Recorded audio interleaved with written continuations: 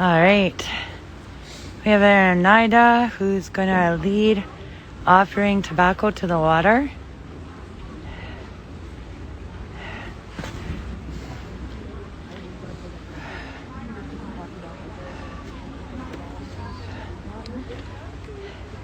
This is a group of about 50 in a small city, and I'm going to tell you these actions take a lot more guts when there's a small number of people.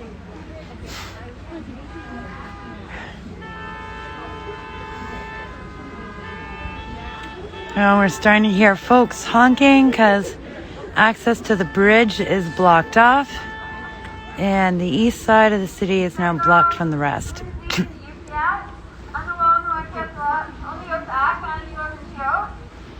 Hello, my name is Lindsay. Oneida is my nation. I have mixed ancestry. Oneida and Acadian. I grew up in Nova Scotia and I've lived in Kingston for the last 10 years. I'm a guest here on these lands, like many of you are. As was mentioned, originally the Huron-Wendat, from the Mississauga Haudenosaunee, and the Haudenosaunee, and home to many, many other nations who have been displaced and are the rightful purchasers of this land. Y'all, thank you for coming, and thank you for listening. Can I have some more? If you smudge, you're welcome to come It's up in my and pocket. take some tobacco. It's customary to offer it to the water. For doing so, Sorry, folks.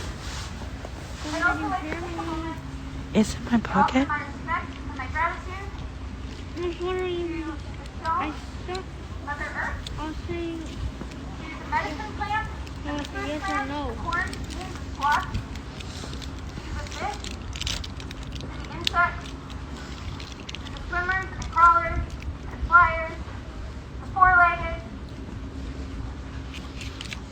to all our relations, to our ancestors, to the thunderers, to Grandmother Moon. Yeah, thank you. And if I've forgotten anyone, it's your responsibility to hold them in your heart. Ho-ho! So I'll invite you, in your own time, as you listen to speakers, to come up and take a bit of tobacco in your left hand, and hold it, put your intention into that medicine, and when it feels right, to offer it to the water as a gift, as an honoring for what he gives to us, and for the things that we've taken away. Yeah, thank you for your listening. And we have another speaker here who's going to do an acknowledgement on anti-colonialism all around on these lands. Yeah. Oh, yeah.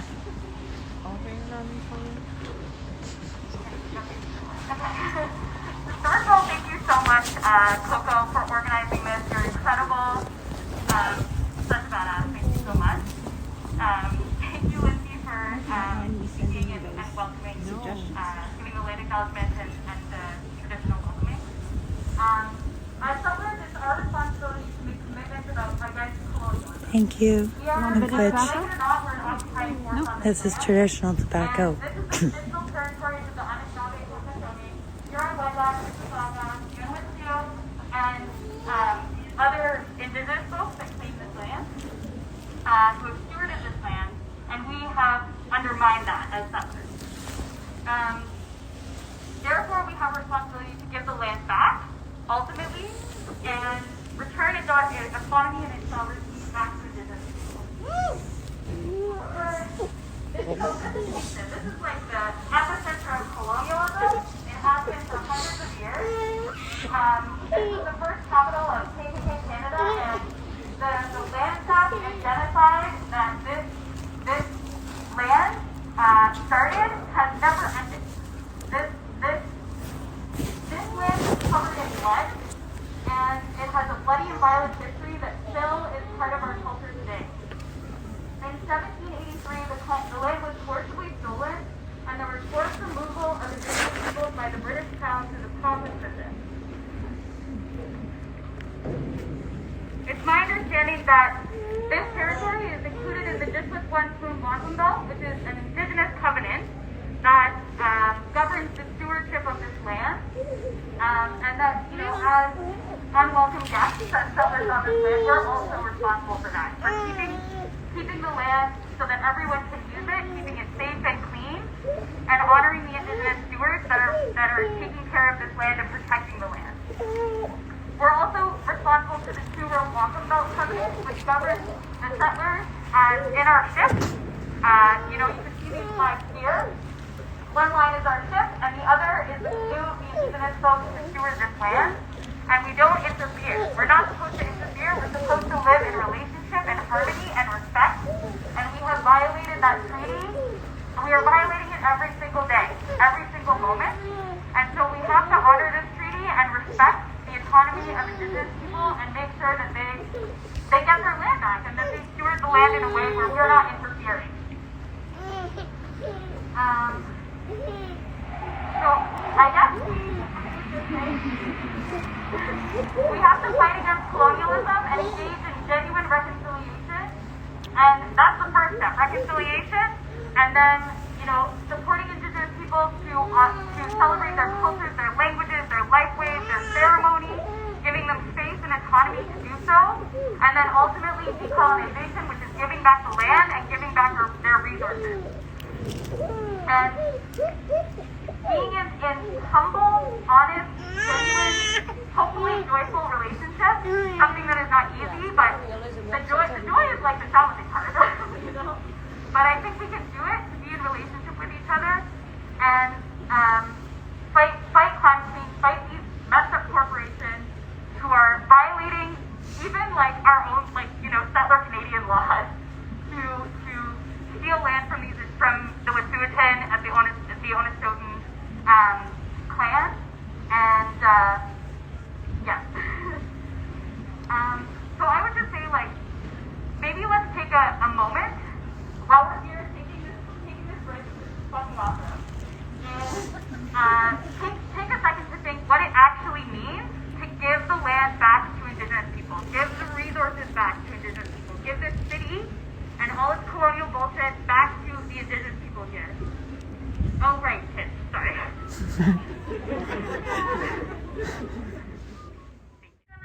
I'm gonna talk a little bit about what's happening in BC and talk about my experience in the last 2 years on the front lines helping my Indigenous relatives.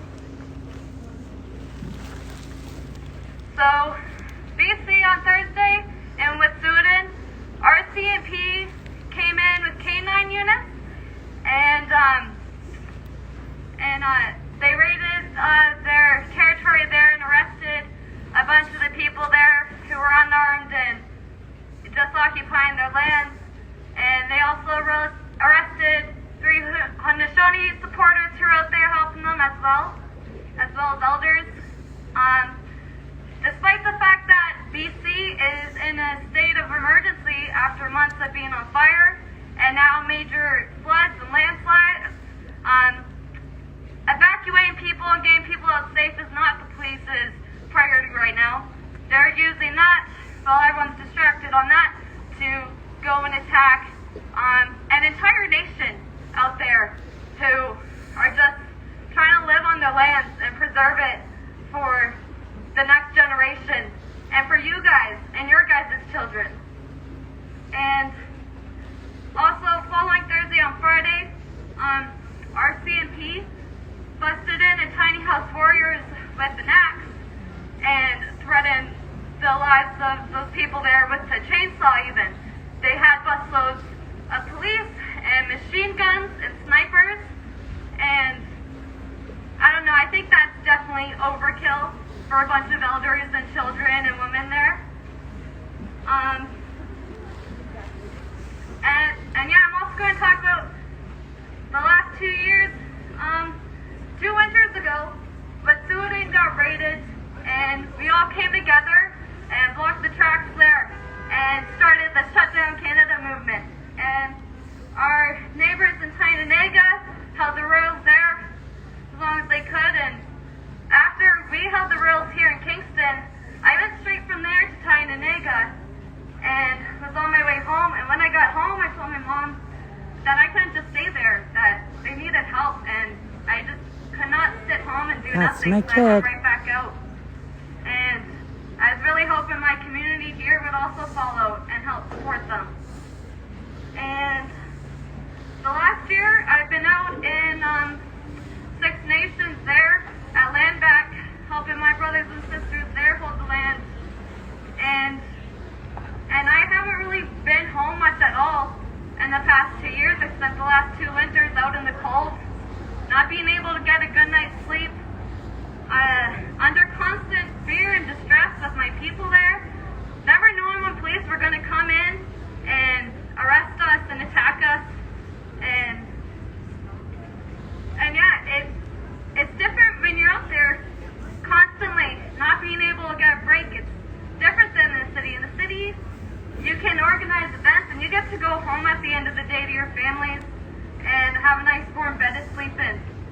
And out there, yeah, we don't get that. And we can't even take time to be able to think about all the stress we're under. We can't even work that out in our heads when we're out there constantly in the cold. And as standoff police officers 24/7. It's not good. And the last 2 years, when I was out on the front lines, I was really hoping my community here would be able to help support me out there. And rarely ever did anyone ever check up on me, or I don't think people knew what I was doing or where I was. And that really bothered me, that my community here from my hometown wasn't able to support me while I was out there supporting them. And if you can't do anything, if you can't be boots on the ground out there, take time out of your lives. I put my entire life on hold for 2 years. I wasn't worried about school or how I was going to pay my rent. I put everything on hold to be out there. And you guys can do the same. I've seen people manage work and on the weekends be able to go out there. It's doable. And if you can't, you can donate to these organizations. And you can reach out and get a hold of these people and ask what they need. And now that winter's coming, we're going to be more vulnerable again. And we need food and water and warm clothes. And because when you're out there, you don't always think that, oh, I haven't eaten today, or I got to stay hydrated and get some They just sleep. said you can't swear, so they might not want There's you just up not there. enough people out there. Don't worry So we about need our communities back home Do it to anyway. make sure Coco wants to you up take there. care of us She's while a we're good out there. speaker. To And send we're food speakers, and the more the message donations goes. and water, Yeah. blankets. We need all that. So if you, He and Irish, we you just can't swear a go lot out there and then fight. physically, then you I gave up the yourself drinking can part a long time ago. support somehow. Even just by sharing the word, getting the word out. Because we can't let people just turn a blind eye to this and let this die down while we are literally putting our life at risk out there.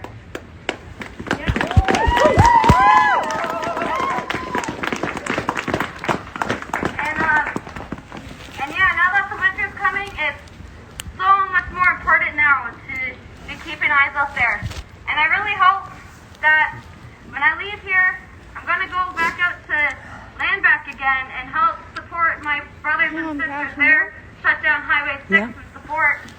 And I really hope that while I'm out there, my people here and my community here is helping take care of us out there.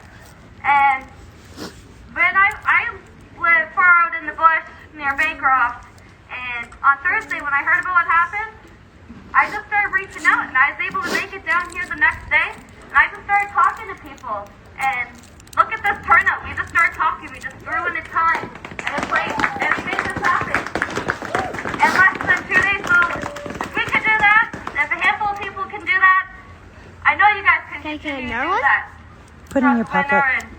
Not coming What here, is in my because this pocket? fight is, Still trying to say? it's going to be a long fight, and it's not going to be easy. And yeah, you guys need to keep us in your minds out there, while we're out there. And it's your responsibility as settlers who are on my land to protect the waters and the land and make sure that we make it home safe at the end of this fight. And yeah, I think I said my piece. But if anyone who his going to talk, share a few words, please come up and do so. Thank you. Pila.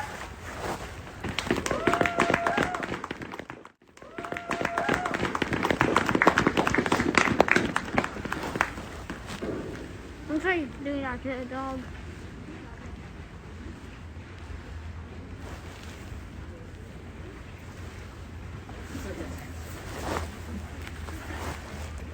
Hi, everyone. Hey, folks. My name is Madeline. I'm a fourth-generation migrant settler on this continent. I've been living in Kingston for about almost 20 years. Kingston, the King's Town, is a center of Canada's ongoing settler, colonial, and genocidal project. The land and the people here live under a suffocating and seemingly invisible colonial war. Here, it seems like it's a polite war of colonial amnesia and denial. Every day, we walk through and over this blood-soaked battlefield. A few hundred meters from here, where we're standing now, is the ruins of the French Fort Frontenac, the murderous French colonizers' attempt to lay claim to this area. Just down the river, Fort Henry, the vile and murderous British Empire's stronghold of violent settler colonial domination, the military center of the British Empire here. Kingston, this fort town, See the the military triumphal heart arch of the Canadian in front colonial monster, or in the stains orange the shores trees. of where the rivers and the lake meet. Many of us never think about how this old fort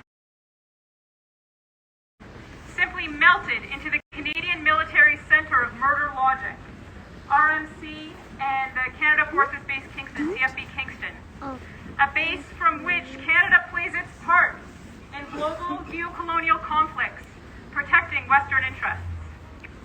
This city is littered with old and new colonial institutions, with Protestant and Catholic churches all over the place, the once powerful enforcers of imperial settler colonial brainwashing.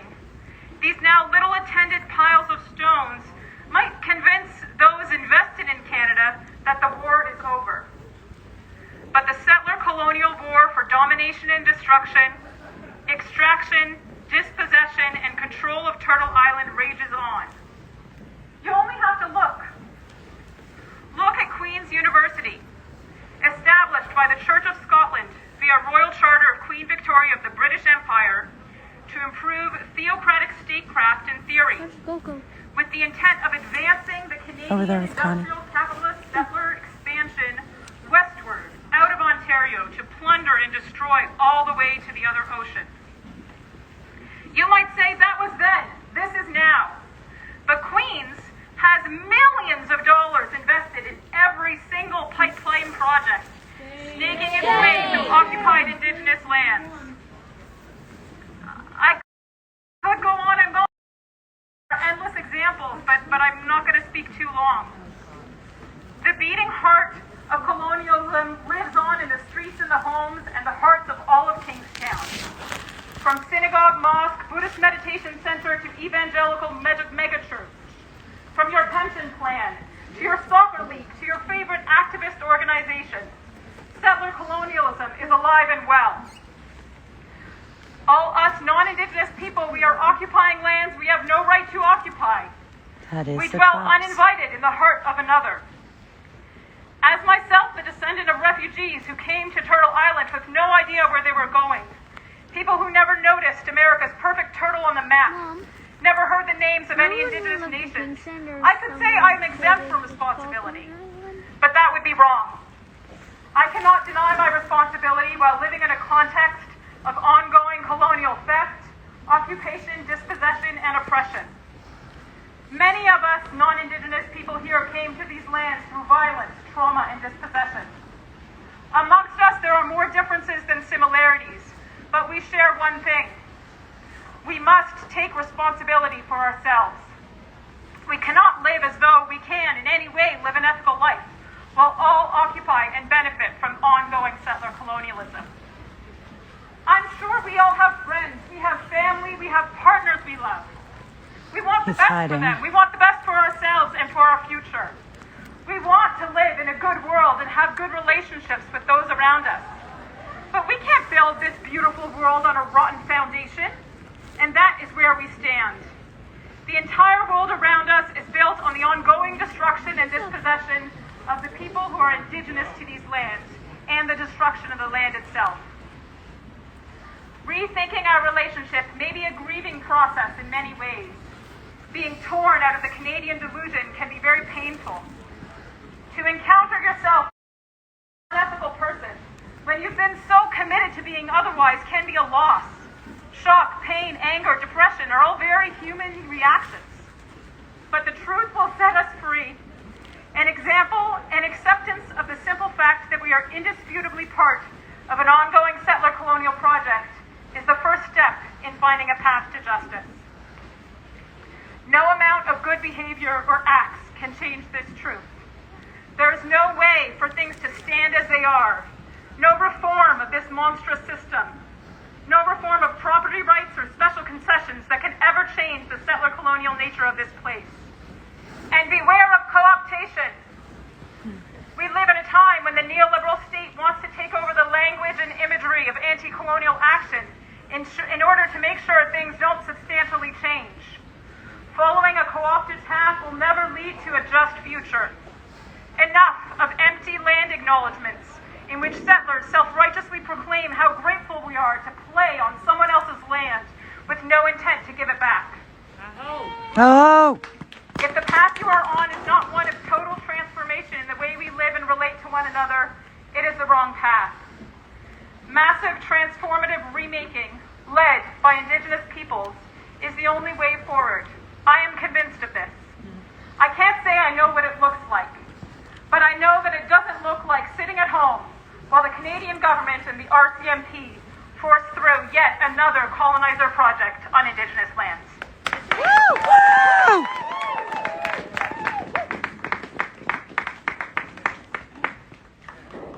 Just keep talking. You're not on the speaker list, buddy.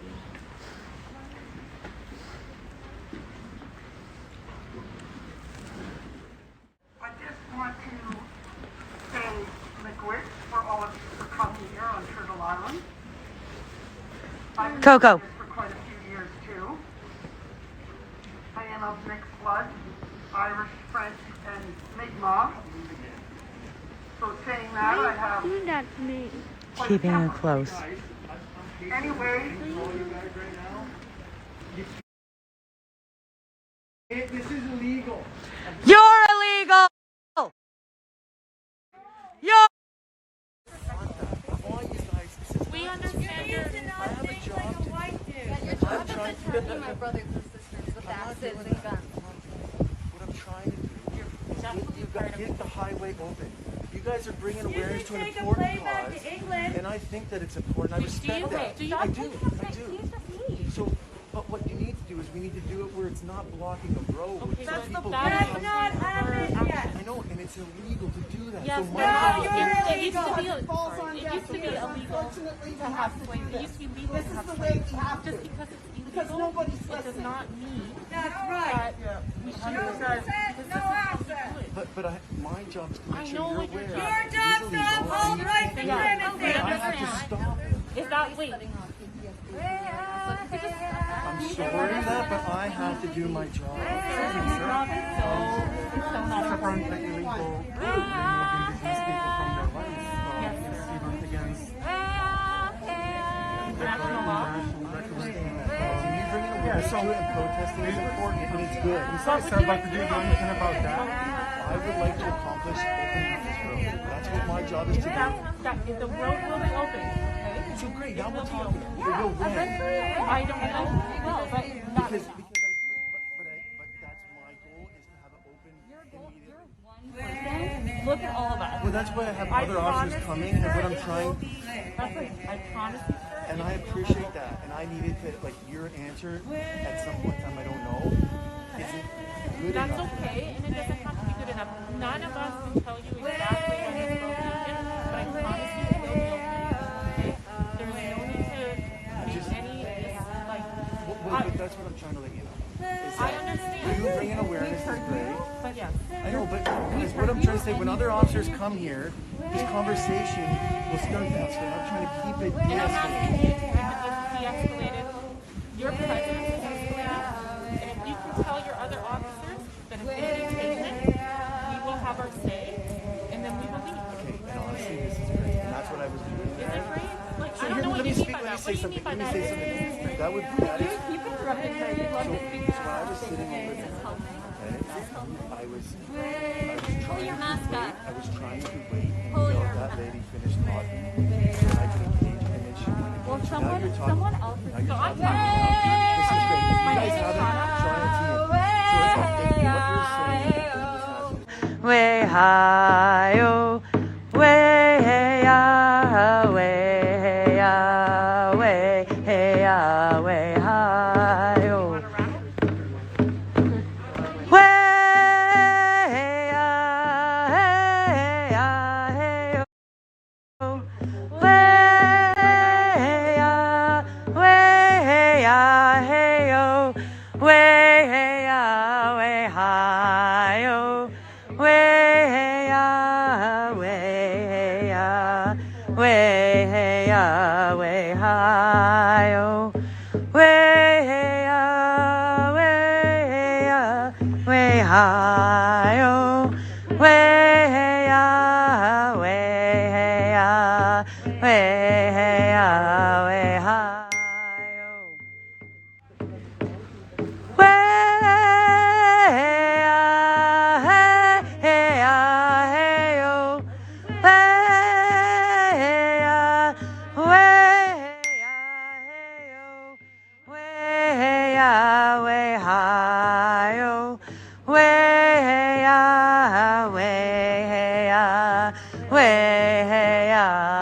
high, oh.